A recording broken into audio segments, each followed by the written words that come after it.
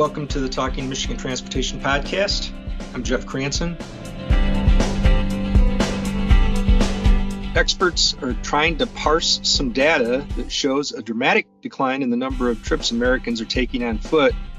Axios and some other news outlets reported on some findings from Streetlight data, which is a firm that tracks these things. And today I'm going to talk to someone who is the director of content there, and will explain the methodology they use and basically how they come up with the numbers that they do, and talk about these trends with people walking less, why that's troubling, and how it relates to the pandemic and how lots of habits have changed since then. Once again, I'm with Emily Adler of Streetlight Data, and they have a report just last week, as a matter of fact, that shows that we're not walking as much as a nation, or as Axios put it, putting one foot in front of the other. And that follows a report that they did the previous month on cycling and trends there, and people taking to the streets, if they can pedal. And I think maybe part of that is because of the growing popularity of e-bikes. But Emily, talk about your methodology first. How do you figure out who's walking and where? Yeah, so at a high level, and we use location-based services data, anonymized, and then as well as some survey data, census data, real-world counters out that cities and localities have put out, and we want to run it through our root science engine to get an overarching picture of what's going on in each of the census tracts as far as walking and biking. And there's, a lot more detail to how that all works. We have a white paper if folks want to take a look, sort of underscoring our methodology and validation. We have one for walking and one for biking, as well as mode share. So you can take a look at that. But at a high level, this is big data accrued through a lot of different sources, anonymized, and then validated rigorously against permanent counters. So I guess maybe I should have started with this. You're a San Francisco-based organization. Why do you guys do what you do? It's a great question. The fundamental premise of Streetlight is data for better transportation decisions. So, you're at a DOT. I'm sure you're very familiar with the idea that there are gaps in sort of how transportation data has traditionally been collected, right? We can't put a tube out on every road for all time, right, for all modes, let alone for all modes. And so when our CEO, Laura, founded the company, the idea was if we can use big data to rigorously understand transportation patterns at a much wider scope level geographically and temporally, as well as across modes, we can give transportation agencies much better information for how they make those transportation decisions. And we can also, and this I think is this is the sort of the, hopefully what people get out of the walking and biking report. Historically, walking and biking data is so hard to come by. And so that results in pedestrians and bikers sort of not being sometimes included in transportation decisions. And so that's really the underlying premise of Streetlight. Yeah, that makes a lot of sense. So talk about the pedestrian report, and I guess give me the summary, the high level conclusions from the data. Yeah, so we saw this pretty dramatic, just quite significant decline in walking activity. And we saw that at the national level by about 36% over the course of 3 years, 2019 through 2022. And then even as we dug into specific metros, the top 100 metros by population and all the the continental US, we saw declines across all of those. So the declines sort of ranged. I think the smallest was around negative 23%, and the largest was closer to negative 50%, but the decline was universal. And the other thing that we saw that I think was really interesting is that, and as we look at places that sort of declined the least, or places where we're starting to see a little bit more of a bounce back between 2021 through 2022, there's a concentration in warmer weather areas, places with better weather. And I think this kind of speaks to, what's happening here is that the posit is that what's going on is that remote work is at least a big part of the potential cause of this slowdown in walking, of this decline in walking. And so walking, if it's no longer as much of a mode of utility, right? It's not how we get to work, a place we have to be, then it's more of a source of recreation, which is, great for, it's good for walking to be part of recreation, right? We want people to be healthier and walking, but I think when we think about like sort of climate and safety and equity and all these other things, pulling walking down from the mix has sort of negative consequences. But yeah, so I think that, sorry, go ahead. No, I was just going to say I'm surprised at that remote work. I can see why it's made a difference in terms of if walking is part of your commute, but you'd also think that a lot of people would just want to get out and take that break and go for a walk during the day. And then there's all the people that got pandemic puppies. I was going to say, and pandemic, don't forget about the pandemic puppies. Yeah. But I think that, again, like with this idea of utility versus recreation, I don't think we generally we engage in things for recreation with quite the same commitment or consistency, let's say, as something that we have to do. Yeah, that makes sense. That's not part of your regimen. You just don't do it. Right, exactly. Yeah. So, if every day I plan to take an afternoon walk, maybe I take that afternoon walk 2 to 3 times a day. Can you talk about what you saw in terms of different cities across the country and, New York, no surprise, rates highest because you almost can't live in most of the boroughs, especially Manhattan, without planning to walk. Even if you take the subway every day, there's going to be walking involved. So absolutely. This is we looked specifically at metros, so it's the city. It's not just the city proper. It's also the underlying suburbs. So I think we will in the future take a look at suburbs versus downtowns to see, if we find some differences there in terms of what's driving decline versus where things are coming back. But the geographic distribution is interesting. It's like New York. A lot of places had significant declines. Our biggest cities had significant declines. LA also declined. New York, but LA, for example, warm weather location, did see the biggest bounce back in 2021 to 2022. The Midwest and some of the South, I would say, saw some of the bigger declines. But like the South with this warm weather phenomenon, like some places in Florida actually saw smaller declines than we saw in New York, for example. Sure. So it doesn't quite as, I think our biking data, a little bit more closely tracks to sort of like, walkable, super walkable place, high transit use, like, X happened. Whereas here, there's also this weather element to what's going on. As I read the data. And I would think it would be measured too. And maybe this did show up in your biking data and not as much, although Michigan's been very aggressive about trails and building trails, converting rails to trails like a lot of states, but especially in northern Michigan, where a lot of tourists are attracted already, and it's beautiful, and people like to be out in the woods. And I was hopeful that was going to lead to, certainly more cycling, but also just walking trips. The trails I'm on, even when I'm riding, I see a lot of people walking. So Michigan did see an increase in biking for sure. And I think the thing about biking is that biking just has a much smaller base to draw from.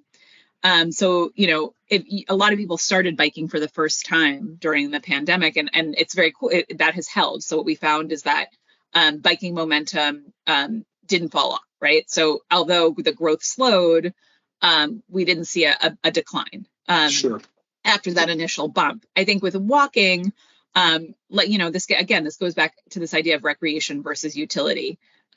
Walking is a part of everyone's life already, right? So it's just a matter of, how much did the recreation pull offset the utility decline, I think. And I think in that case, it's the loss of utility kind of wins out. Yeah, I think one thing that struck out at me was that the bullet points in the Axios story about the report pointed out that Portland, Oregon, Boise, Idaho, and Ogden, Utah are tied for last place at just 220 trips per 1,000 people. I think of Portland as a new urbanist paradise, there's a lot of advocacy for walkable communities and those things. So, and you live in a walkable area. I do, yeah. And I think that, again, we're looking at growth numbers, right? If we're talking about Portland, for example, they do rank pretty high for biking activity per capita, even though their biking activity actually declined over the course of those 3 years. So it's really growth is largely a function of where you started, right? Right. Sure. Yeah. Sure. And so that's why the per capita data can be really helpful for really putting in context of like, okay, how big is this mode in this city really? Yeah. So you guys talk about it in terms of active transportation, which I think is a really good term. Could you talk about what that means? Sure. Yeah. So we think of walking and biking as sort of making up the majority of the active transportation mix. We do include e-biking and scooters in that mix. We break out walking and biking separately, but the reason that we when we think about mode share, we want to be able to see those pulled out from vehicles. Because obviously active transportation is a very different kind of transportation. It's economical. It doesn't produce any emissions or minimal emissions if we're talking about e-bikes. It has, positive public health benefits. And it also, like we've said, does not get measured nearly to the degree that vehicle activity gets measured. So that's why we pull active transportation out. We have walking and biking numbers separately because, of course, the needs of walkers and bikers are different.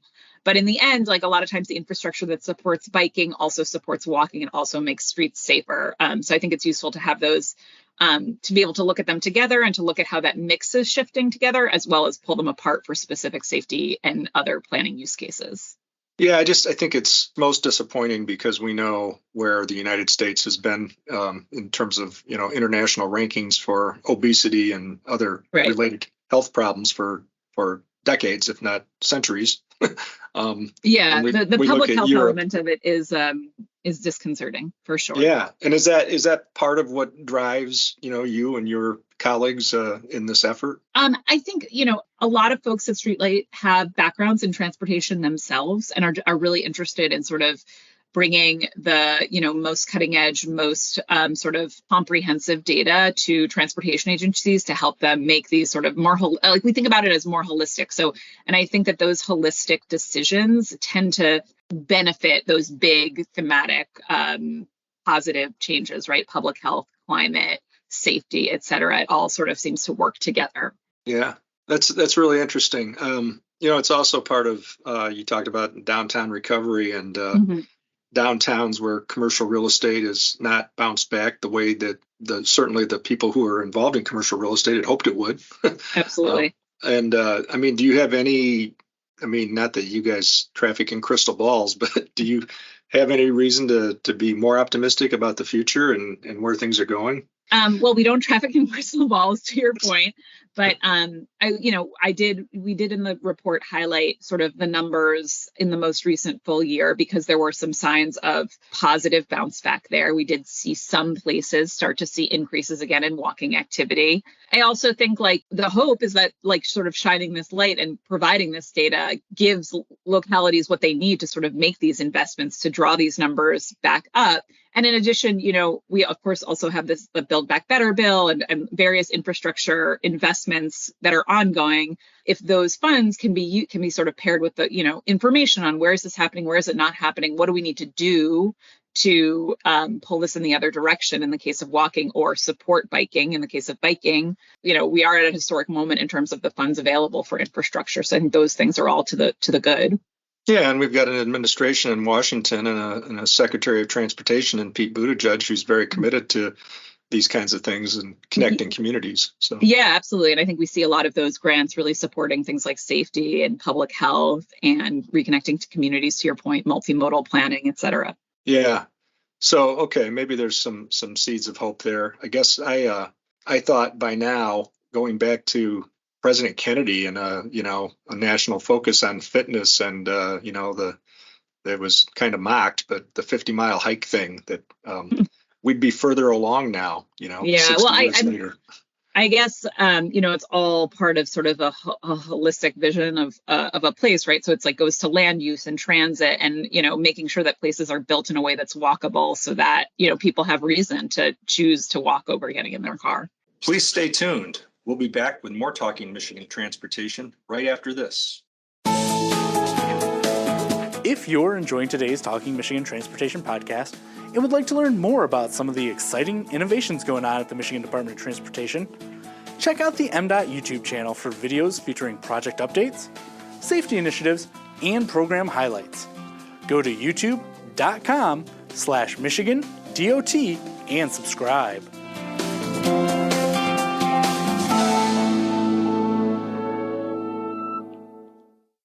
What are you guys looking at next? Now that you've done bicycling and walking.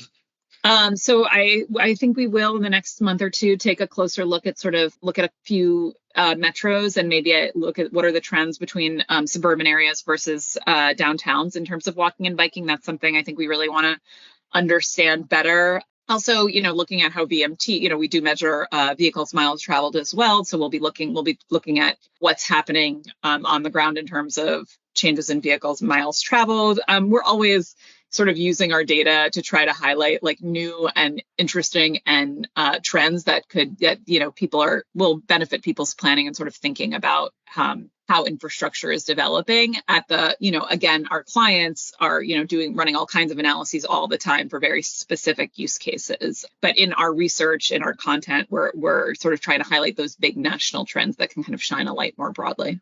Does your data also pick up on the speeds that people are traveling? We do. We have, our speed data.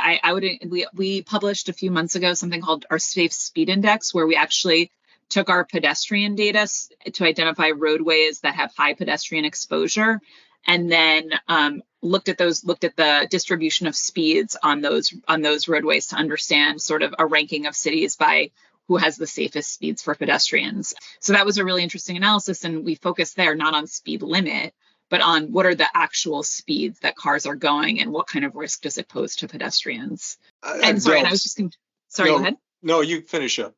Oh, I was just getting your prior question. I realized you were asking, what else we're working on. The other thing I'm focused on right now is greenhouse. We've done some work on greenhouse gas emissions, so we're going to be highlighting that in an upcoming presentation.